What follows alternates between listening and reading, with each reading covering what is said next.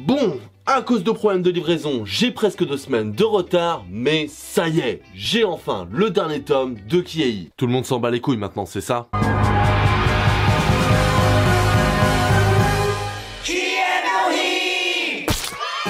Bonjour, bonsoir à tous et bienvenue dans cette vidéo où avec 2 semaines de retard, merci les livraisons qui n'arrivent pas, on va parler du tome 6 et dernier de Kiei. Alors, si vous n'avez pas vu les premiers tomes du manga, déjà... qu'est-ce que vous foutez ici? Et sinon, j'ai fait une vidéo qui récapitule mon avis sur les 5 premiers tomes. Une vidéo que je vous invite bien évidemment à voir. Sinon, étant donné que ce tome 6 est le dernier, vous vous doutez bien que je vais pas me gêner pour spoiler. Donc vous voilà prévenu. Maintenant que ça c'est fait et que j'ai fait ma petite auto-promo, on va pouvoir y aller. Et on va commencer par mes attentes. Promis, après on commence vraiment. Restez s'il vous plaît. Et pour ce tome 6, mon attente était simple. J'avais très hâte. Outre le fait que j'ai beaucoup aimé les 5 premiers tomes, allez voir ma vidéo, tout ça, auto-promo, c'est surtout la fin du tome 5 qui m'a donné envie, comme beaucoup j'imagine, de voir la finalité de Kiei. Bien sûr, pour la mort de Ki, vraiment inattendue dans ce genre de manga, et terminant le tome à merveille. Mais même sans ça, dans ce volume 5, tous les éléments mis en place par Kevin et Fanny sont là pour nous hyper, et ça marche. Du coup, pour ce dernier tome, j'attendais quelque chose de vraiment épique, digne d'une fin de shonen, mais en même temps qui arrive à garder la patte humoristique de Kevin. Et bien sûr, avec une Fanny qui se surpasse niveau dessin. Et du coup, est-ce que c'est réussi? Voyons ça.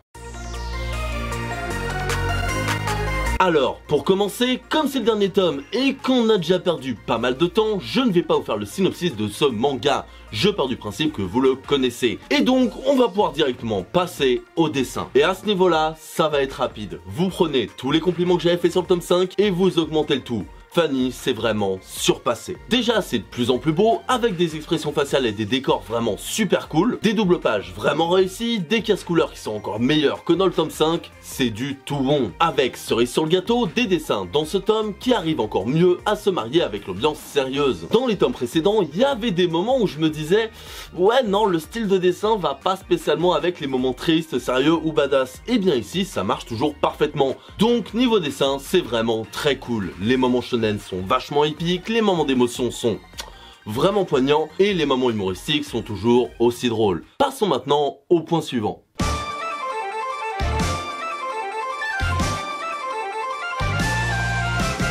Un point qui risque d'être tout aussi rapide étant donné qu'on va parler des personnages. Alors déjà, pour les anciens... il n'y a pas vraiment d'évolution. Ils changent pas vraiment, c'est toujours les mêmes, et il n'y a pas de conclusion pour certains arcs de personnages. Et pour certains, c'est vraiment dommage, parce que par exemple, pour le Phénix, j'aurais bien aimé voir une conclusion à son arc avec ses enfants. Et même sans parler de ça, que ce soit Ki, I, sa mère, etc., ils sont toujours les mêmes du premier au dernier tome. Oui, le deuxième tome pour sa mère, mais t'as compris l'idée. Et du coup, même si je sais qu'à la base, c'est un gag manga, le manga est allé de plus en plus vers le shonen, donc je m'attendais à ce que les personnages évoluent aussi un petit peu. Je ne demande pas une transformation à la Tokyo Ghoul, mais un minimum quand même qu'on ait envie de les suivre. Et là, ce dernier tome, il me donne l'impression que... ça a servi à rien pour nos personnages alors qu'ils ont failli crever quand même. Et c'est dommage. Même si, effectivement, ce n'est pas ultra grave pour ce genre de manga. C'est dommage, mais c'est pas la mort. Mais là où ça pourrait être plus intéressant au niveau personnage, c'est voir ce qu'il a fait des nouveaux, à savoir Michel Lafon et des crabes. Alors pour Michel, oui je l'appelle Michel parce que c'est mon pote, j'aime vraiment bien. On sent qu'il y a vraiment une vraie autodérision de la part de Kevin ou de Michel, et le côté méta qu'il amène avec lui, après le fait que ce soit l'éditeur du manga tout simplement, eh bien ça marche pas mal du tout. Ils auraient pu aller un peu plus haut, mais franchement ça marche très bien, et le personnage en lui-même a l'air sympathique. C'est donc un bon point pour Michel. Par contre, je pourrais pas en dire autant des crabes, qui, sont un peu une déception. Alors je sais bien que Kiei c'est un gag manga à la base, donc on peut faire des ennemis crabes, y a aucun problème, mais le problème c'est que le manga est allé de plus en plus vers le shonen, et du coup le suspense de leur identité qui a été amené au fur et à mesure des tomes, là t'es en mode tout ça pour ça, ok. D'autant plus qu'ils n'ont pas une personnalité vraiment très incroyable. Alors ils ont de bons gags, je dis pas le contraire, mais ils sont pas non plus ultra fun. Ils ont pas de trucs à eux quoi, tout simplement. Et pour moi, les crabes mettent justement en lumière le plus gros problème du manga, selon moi, son histoire et son ambiance.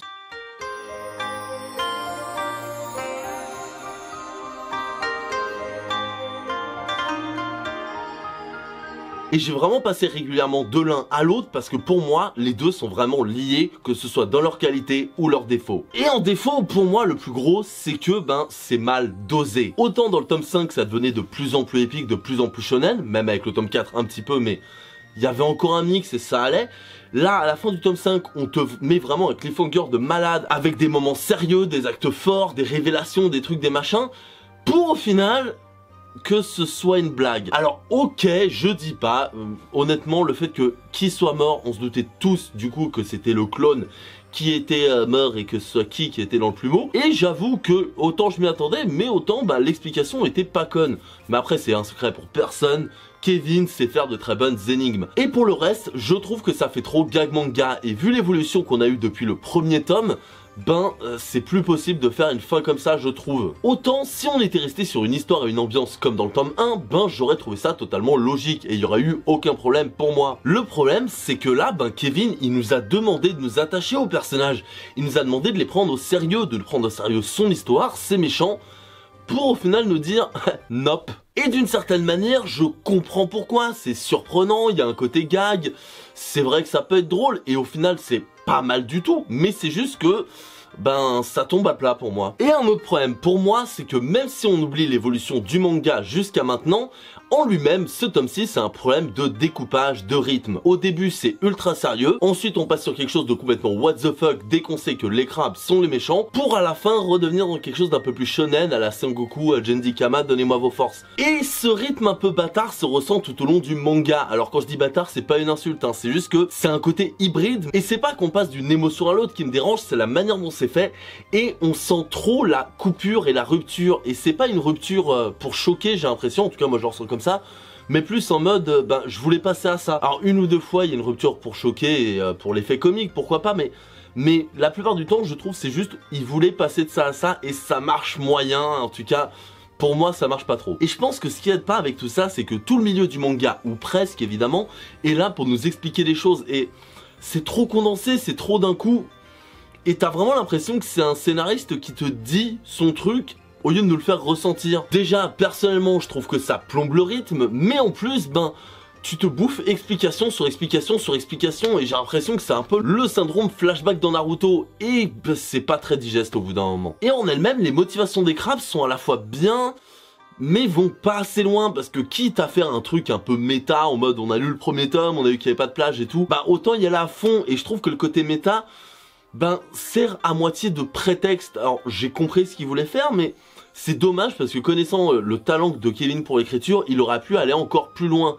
Après, est-ce qu'il voulait pas paumer les spectateurs? Est-ce qu'il avait tout simplement envie de faire comme ça?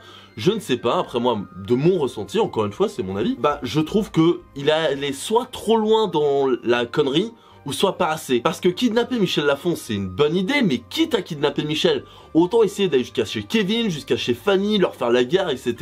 Avec même, pourquoi pas, un crossover avec Kevin et Henry qui se bat avec du taekwondo, avec son double I, par exemple, quelque chose de vraiment over the top. Ou au contraire, ouais, faire des crabes si tu veux, ou une autre espèce, on s'en fout, mais qui a été abandonné par le dieu panda parce qu'ils ont commis un péché ou une connerie, et là tu fais quelque chose d'ultra sérieux et tu restes dedans. Et là c'est pas assez, je trouve. Mais encore une fois, c'est moi. Me frappez pas. Pour conclure, même si je lui trouve quelques défauts et que je suis resté sur ma faim, ça reste un très bon manga. Et je conçois totalement que pour une première œuvre, on ait un peu du mal à conclure, déjà que les grands mangaka n'y arrivent pas toujours, alors j'imagine même pas quand c'est la première fois. Surtout que je dis des défauts, et je pourrais en donner un ou deux de plus, comme par exemple le fait que Kevin et Fanny, leurs petites interludes à eux deux pour en mode « Ouais Kevin, finis ton manga », tout ça, ça aurait pu être conclu de manière un peu plus grandiloquente, mais bon, ça à la rigueur c'est pas trop grave, c'est surtout moi qui adore leurs petites interactions dans le manga et j'aurais voulu en voir plus. Mais en règle générale, même si j'ai dit des défauts, c'est justement parce que j'ai beaucoup aimé les 5 premiers tomes que j'ai été un peu déçu par celui-là, parce que justement j'étais hypé, j'en voulais plus, et c'est justement la preuve que j'aime beaucoup Kiei, que j'aime beaucoup le travail de Kevin et Fanny. Et je vous invite vraiment à lire les 5 premiers tomes, mais aussi bien évidemment ce 6e, parce que même si je le trouve en dessous des autres, ça reste très bon, faut pas déconner, je lui ai donné des défauts mais il y a plein de qualités. C'est fun, c'est épique, il y a des super bonnes idées que ce soit visuellement ou dans l'écriture, franchement, allez-y. Et comme je l'ai dit dans ma vidéo parlant des 5 premiers tomes, on sent vraiment qu'à chaque volume, Kevin et Fanny essayent d'aller toujours plus loin, de s'améliorer, et bah c'est super. Franchement, tu le sens, et même si je suis pas d'accord avec tous les choix de Kevin en termes de scénario et d'ambiance, bah force est de reconnaître qu'il s'est donné à fond et qu'il a fourni un travail incroyable. Et du coup, ça fait que j'attends avec une très grande curiosité les prochains projets de Kevin et Fanny, qu'ils soient ensemble ou séparément. Et que ce soit en restant dans le gag manga, en allant vers le shonen, le seinen ou quoi que ce soit d'autre, j'espère vraiment qu'ils continueront à nous surprendre, à se challenger et surtout à créer avec autant de passion. Mais en attendant, Kevin, Fanny, pour ces 6 tomes et toutes ces années, merci. Et voilà, cette vidéo est terminée, j'espère qu'elle vous aura plu. Dans tous les cas, n'hésitez pas à laisser vos avis dans les commentaires. Je suis encore désolé pour le retard sur cette vidéo, mais en gros, pour vous expliquer rapidement, je devais me le faire livrer, il y a eu des retards, je sais pas quoi. J'ai même dû attendre que les boutiques réouvrent pour aller l'acheter en boutique, en magasin. Enfin bref, ça a pris un maximum de temps, c'était le bordel. Et donc, si jamais c'est un peu fait à la Walligan ou ça, je suis désolé, c'est vraiment que je voulais la sortir. Et je me suis dit, si j'ai 2 semaines de retard, ça va, je reste dans l'actu, mais au-delà, c'est compliqué de faire une réaction à chaud et autant en faire une chronique entière et je me voyais pas faire une chronique entière juste sur un volume. Même si oui, j'aurais pu, mais bon, pour un seul volume, est-ce que ça a le coup? En plus, j'ai d'autres sujets sur le feu. Bref, dans tous les cas, j'espère que ça vous a plu encore une fois. Si jamais ça vous avait intéressé, n'hésitez pas à liker, partager, vous abonner à la chaîne, la petite cloche et n'hésitez pas surtout à regarder la vidéo sur les 5 premiers tomes. Je refais la pub dessus, mais ça mange pas de pain. Et maintenant que ça c'est fait, en attendant la prochaine fois, passez une excellente journée, soirée, insérez votre espace-temps. Ah oui, et si vous n'êtes pas d'accord, on reste calme, c'est mon avis, c'est personnel. Et si vous n'êtes pas d'accord, vous pouvez débattre dans les commentaires, mais tranquillement. Merci.